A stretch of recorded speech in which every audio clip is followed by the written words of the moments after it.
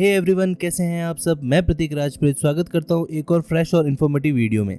दोस्तों, आज के इस वीडियो में हम बात करेंगे सपोर्ट एंड रेजिस्टेंस के बारे में कि कैसे आप बिना किसी इंडिकेटर का यूज करके सिर्फ सपोर्ट एंड रेजिस्टेंस के बेसिस पे ऑप्शन ट्रेडिंग कर सकते हैं और अच्छा खासा प्रॉफिट अर्न कर सकते हैं। तो इस वीडियो को ध्यान से जरूर देखना। तो सबसे पहले जान लेते हैं कि सपोर्ट एंड रेजिस्टेंस क्या होता है। तो दोस्तों, आपने देखा होगा कि कभी शेयर की प्राइस बढ़ती है तो वो ऐसे सीधा डायरेक्ट ही नहीं बढ़ती है। जब शेयर की प्राइस बढ़ती है तो वो कुछ इस तरीके से बढ़ती है।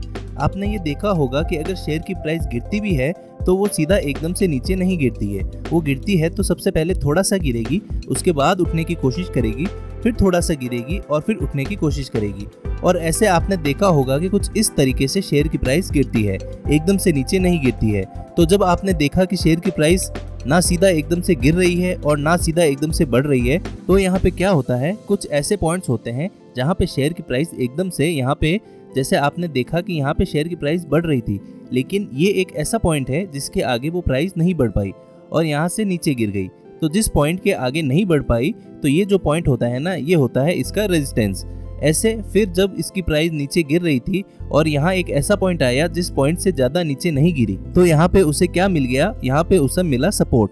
तो ये जो पॉइंट है ये होता है सपोर्ट। ऐसे दोबारा इसकी प्राइस अब बढ़ रही थी, अब इस पॉइंट में क्या हुआ, इससे आगे नहीं बढ़ पाई, तो ये हो गया रेजिस्टेंस। फिर नीचे गिर रही थी तो इससे ज्यादा नीचे नहीं गिर पाई, तो ये हो गया सपोर्ट। ऐसे फिर बढ़ रही थी और इससे ज्यादा नहीं बढ़ पाई, तो ये हो गया रेजिस्टेंस। और इससे ज्यादा नहीं गिर पाई, तो ये हो गया सपोर्ट। ऐसे यहाँ पर फिर से रेजिस्टेंस, यहाँ पे सपोर्ट। तो इस तरीके से शेयर की प्राइस बढ़ती है और गिरती है, और ये होता है हमारा सपोर्ट एंड रेजिस्टेंस।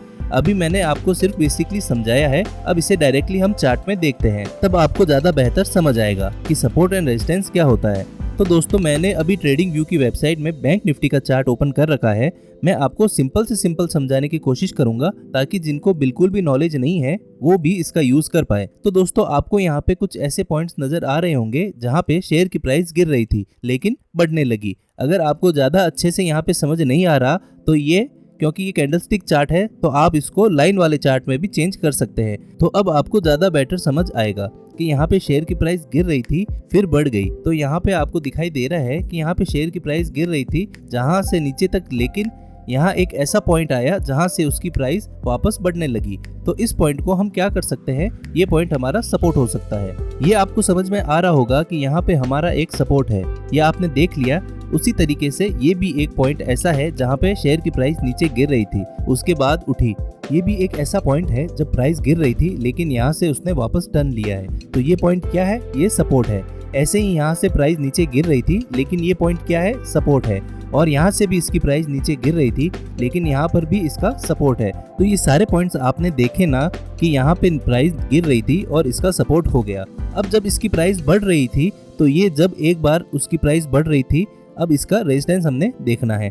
तो जब इसकी प्राइस बढ़ रही थी तो देखिए यहाँ से इसकी प्राइस बढ़ रही थी, ये जो पॉइंट आया इससे आगे नहीं बढ़ पाई, तो ये जो पॉइंट है ये हो गया इसका रेजिस्टेंस। ऐसे ही नीचे आई, गिरी, यहाँ पे इसने सपोर्ट लिया, फिर बढ़ने की कोशिश की, ये पॉइंट हो गया इसका रेजिस्टेंस। फिर नीचे गिरी, इससे ज्यादा इसने बढ़ने की कोशिश की, यहाँ से वापस ये पॉइंट हो गया इसका रेजिस्टेंस। ऐसे ही यहाँ पे रेजिस्टेंस हो गया। जो पॉइंट आपको नजर आ रहे हैं, आपको दिखाई दे रहे हैं, ये रेजिस्टेंस है क्योंकि इसके आगे वो प्राइस नहीं बढ़ पाई। तो यहाँ पे आपको दिखाई दे रहा है कि सपोर्ट और रेजिस्टेंस क्या होता है। अब ये मैंने आपको लाइन वाले चार्ट में दिखाया है। अब इसको अगर आप कैंडलस्टिक कर लेते हैं तब भी आपको ये जो दिखाई दिया था वो वहीं के वहीं पे नजर आ जाएगा। आपको दिखाई दे रहा है कि प्राइस यहाँ से नीचे गिर रही थी लेकिन इससे ज्यादा नहीं गिरी, तो ये पॉइंट क्या हो गया, ये पॉइंट हो गया हमारा सपोर्ट और ये हो गया रेजिस्टेंस। ये हो गया सपोर्ट और ये हो गया रेजिस्टेंस, सपोर्ट रेजिस्टेंस, सपोर्ट, यहाँ पे हो गया हमारा रेजिस्टेंस। तो अब अगर आप इसमें सपोर्ट एंड रेजिस्टेंस के लिए लाइन ड्रॉ करनी है तो यहाँ पे एक ऑप्शन होता है हॉरिजॉन्टल लाइन ड्रॉ करने का। तो आप सबसे पहले क्या कर सकते हैं, हॉरिजॉन्टल लाइन ड्रॉ कर सकते हैं। ये आपको एक पॉइंट नजर आ रहा है जहाँ पे बहुत सारी जो कैंडल्स है उसमें यहाँ पे सपोर्ट लिया है, तो यहाँ आप हॉरिजॉन्टल लाइन ड्रॉ कर सकते हैं। हॉरिजॉन्टल लाइन ड्रॉ करने के लिए आप इस जगह पर जाएं, यहाँ पे आपको हॉरिजॉन्टल लाइन ड्रॉ करने का ऑप्शन आता है। ये रहा हॉरिजॉन्टल लाइन और इसकी कमांड भी है Alt+H। तो आप क्या कर सकते हैं, सिंपली यहाँ पर गए और अपना Alt+H प्रेस कर दिया। तो अगर आप Alt+H प्रेस करेंगे तो आपकी हॉरिजॉन्टल लाइन यहाँ पे बन जाएगी। अब यहाँ पर जो लोग नए हैं, ये कभी कॉन्फिडेंस नहीं आता कि उन्होंने सही जगह पर लाइन ड्रॉ किया है। तो अगर आपको लगता है कि आपने सही जगह पर लाइन ड्रॉ नहीं किया है तो भी कोई प्रॉब्लम नहीं है। बहुत ज़्यादा डिफरेंस नहीं होना चाहिए, अगर थोड़ा बहुत आसपास भी लाइन ड्रॉ की है तो वो भी चल जाएगा। अब यहीं पे आपको दिखाई दे रहा है कि 3 बार यहाँ पे इसका रेजिस्टेंस रहा है, यहाँ पे और यहाँ पे। तो यहाँ पे हमने क्या कर दिया, एक लाइन यहाँ पे ड्रॉ कर दी। इसके अलावा आप इससे ज़्यादा यहाँ पे आपको दिखाई दे रहा है कि यहाँ पे इसने क्या किया था, यहाँ पे इसने एक बार सपोर्ट लिया था। ये भी आपको एक पॉइंट नज़र आ रहा है जहाँ पे इसने सपोर्ट लिया था, तो आप यहाँ पे भी एक लाइन ड्रॉ कर सकते हैं। हमने यहाँ पे भी एक लाइन ड्रॉ कर दिया है और अब हमने 3 लाइन ड्रॉ कर दिया है। आप चाहे तो इसमें ज़्यादा भी ड्रॉ कर सकते हैं। अब देखिए शेयर की प्राइस क्या है। अब शेयर की प्राइस क्या हो रही है, यहाँ से बढ़ रही है, यहाँ तक जा रही है, उसके बाद यहाँ से नीचे गिर रही है तो यहाँ तक आ रही है, यहाँ से ऊपर जा रही है तो यहाँ तक जा रही है और फिर नीचे गिर रही है। तो अगर आप इसमें बाय एंड सेल करना चाहते हैं तो आप क्या कर सकते हैं, सपोर्ट में बाय कर ले, जहाँ पे सपोर्ट है वहाँ पे आपने यहाँ पे बाय कर लिया और उसके रेजिस्टेंस में बेच दिया। सपोर्ट पे बाय किया, रेजिस्टेंस पे बेच दिया, सपोर्ट पे बाय किया, रेजिस्टेंस पे बेच दिया, फिर सपोर्ट में बाय किया, रेजिस्टेंस में बेच दिया। तो इस तरीके से आप सपोर्ट एंड रेजिस्टेंस का यूज करके बाय एंड सेल कर सकते हैं और सेम इसी तरीके का यूज आप इंट्राडे ट्रेडिंग में भी कर सकते हैं। वहाँ पे भी आप सपोर्ट पे खरीदें और रेजिस्टेंस पे बेच दें। अब यहाँ पर एक बहुत ही ज़रूरी पॉइंट है, मैं आपको क्लियर कर देना चाहता हूँ। आपने देखा कि यहाँ से शेयर की प्राइस बढ़ रही है, अगर ये इस पॉइंट को तोड़कर ऊपर निकल जाती तो यहाँ से क्या होता, ये इसका सपोर्ट बन जाता, क्योंकि जब इसकी प्राइस ऊपर आ जाती, अगर इससे नीचे है तभी तक वो रेजिस्टेंस है, जब इसको तोड़कर ऊपर चली गई तो इसका क्या बन गया, सपोर्ट बन गया। वैसे ही अगर इससे ऊपर चली जाती तो इसका क्या बन जाता, सपोर्ट बन जाता, फिर वो वहां तक जा सकती थी या फिर एटलीस्ट यहाँ तक भी जाती। और इसी तरीके से अगर आप इससे नीचे अगर वो आती है तो इसको तोड़ देती है तो फिर और नीचे आ सकती है। अब जैसे हम इससे नीचे देखें तो देखिए इसने इसको तोड़ दिया, यहाँ से नीचे आई और बहुत ज़्यादा सेलर्स यहाँ पे एग्रेसिव थे, इससे नीचे आई और इसको तोड़ते हुए यहाँ तक आ गई। अब यहाँ पे इसने एक और सपोर्ट किया। अगर आप चाहें तो यहाँ पे एक और लाइन ड्रॉ कर सकते हैं। यहाँ पे एक लाइन में ड्रॉ कर लेता हूँ और यहाँ पे हमने एक लाइन ड्रॉ कर ली है और अब देखिए यहाँ पे इसने सपोर्ट लिया।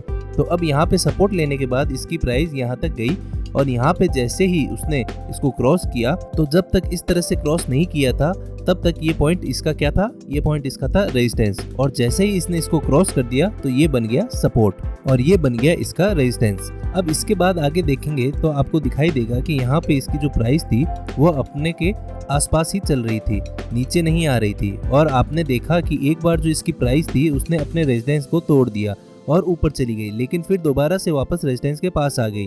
तो जब भी अपने रेजिस्टेंस को तोड़ती है थोड़ा सा वेट किया कीजिए, इसके बाद बाय किया कीजिए। यहाँ पे भी आपको काफ़ी अपॉर्चुनिटी मिली। आपने देखा कि यहाँ पे स्टॉक की प्राइस अपने सपोर्ट के पास आई और जैसे ही सपोर्ट के पास आई तो फिर वापस बढ़ गई। अब यहाँ पे देखिए जैसे ही उसने अपने इस वाले सपोर्ट को तोड़ा तो आपने फर्स्ट सपोर्ट को तोड़ने के बाद सीधा सेकंड वाले सपोर्ट पे आई और सेकंड वाले सपोर्ट पे आने के बाद इसकी प्राइस ऊपर उठी। तो आपको जब दिखाई देता है कि उसने अपने सपोर्ट को तोड़ दिया है, जब आप उसका पुट भी ले सकते हैं। और अगर आप इंट्राडे ट्रेडिंग कर रहे हैं तो आप इसको शॉर्ट सेल भी कर सकते हैं। तो दोस्तों अगर आप बिल्कुल बिगनर हैं और अभी तक सिर्फ तुक्का मार के अंदाजे से पुट और कॉल बाय कर रहे थे, तो अब आपके पास एक स्ट्रेटेजी आ चुकी है जिसका आप यूज कर सकते हैं कॉल और पुट बाय करने के लिए और ऑप्शन ट्रेडिंग करने के लिए। ये स्ट्रेटेजी 60 to 70% काम करती है और ऑप्शन ट्रेडिंग में अगर 60 to 70% कुछ काम कर जाए तो वो बहुत ज्यादा होता है। अब क्योंकि कोई भी स्ट्रेटेजी ऑप्शन ट्रेडिंग में यूज करने चाहे, कितनी बड़ी से बड़ी स्ट्रेटेजी होगी वो 100% काम नहीं करेगी, तो आपको स्टॉप लॉस लगाना भी बहुत ज़्यादा ज़रूरी है।